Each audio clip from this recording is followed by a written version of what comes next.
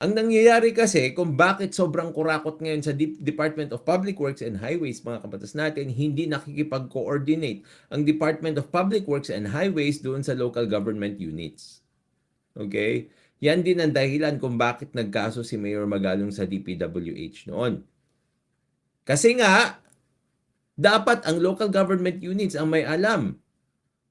'Di ba? Sila yung localized eh. Sila yung nakatira dyan.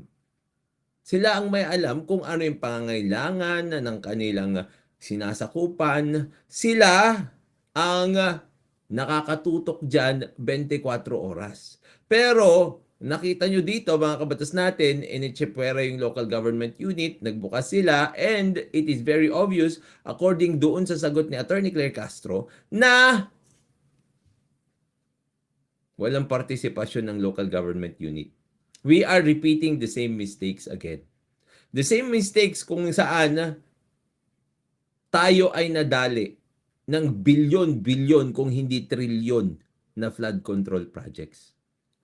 Po maging maayos po ang pagdaloy ng trapiko. At sinasabi din po na ang DPWH solar lights installation, ito po ay 2 to 3 days ay matatapos na po ang solar lights.